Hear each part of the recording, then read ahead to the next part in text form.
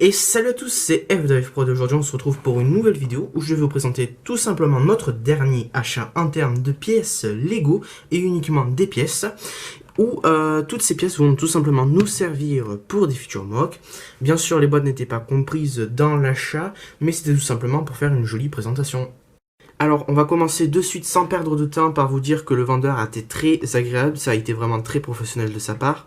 Il a été très sympa, nous avons eu tout ça à un très bon prix.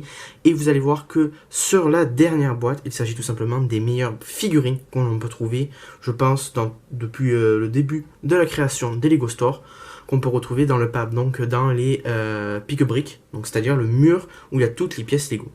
On va commencer de suite, sans perdre de temps, par 200 pièces Lego Dark Olive, donc Dark Green Olive.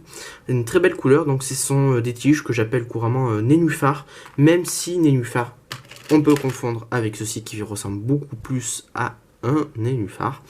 Bref, ce sont des pièces que j'adore, je vais m'en servir notamment pour faire du relief sur de futurs MOC. Ensuite ça, avant de commencer terminer sur le plus intéressant de cet achat, je vais vous présenter tout simplement des petits cadeaux. Donc ça c'était une petite pochette cadeau avec des pièces gratuites. Donc on peut retrouver notamment des petites fleurs, ce qui est très agréable. Une brique pente renversée. Quelques tiles bleus, donc 1 par 2 lisses, ainsi que des briques maçonnerie, donc on en a 2, c'est très sympa pour les châteaux, donc classique. Et ensuite, je pense que celle-ci, donc les nénuphars que je vous avais montré, qui sont juste ici. Ensuite, des pièces, des plates 1 par 2, je pense que c'est nougat clair, donc la couleur nougat de cette couleur.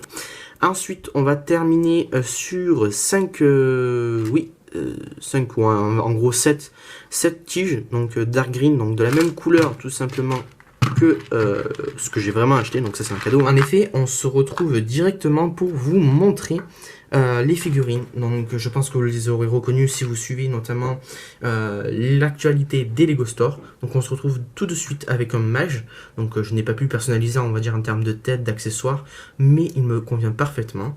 Donc il a, petite mise au point, nickel.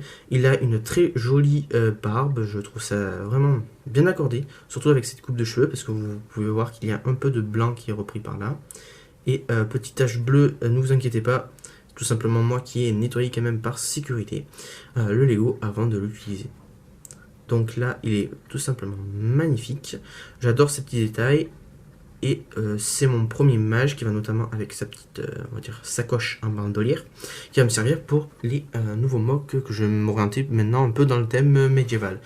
Et son accessoire, donc c'est les nouveaux sabres laser que j'appelle, qui sont beaucoup plus longs que la normale, beaucoup plus allongés, avec un hibou ou une chouette, je ne sais pas trop. Oups. RIP la chouette. En termes d'accessoires, nous avons 2 boucliers de l'aigle, donc on ne présente plus, qu'ils ont été disponibles déjà dans la forge, donc de Blacksmith, qui était déjà sortie. Nous avons une épée classique mais pointue, donc ce n'est pas celle au bout arrondi que vous pouvez voir à l'écran. Je la trouve particulièrement bien élaborée. Et ensuite, nous avons une hache. Donc je vais essayer de vous montrer les petits détails, car il y a un petit côté, on va dire, pailleté qui n'est pas désagréable et stylisé. Ça me rappelle à l'époque des sets Vikings, donc c'était une bonne référence. Enfin, nous avons les 2 figurines. Attention, ce sont les mêmes. Mais généralement, les personnes qui en ont acheté plusieurs, que j'ai pu voir sur Instagram ou autre, ou dans mes groupes d'amis à folle, inversent le torse pour avoir une armée de soldats.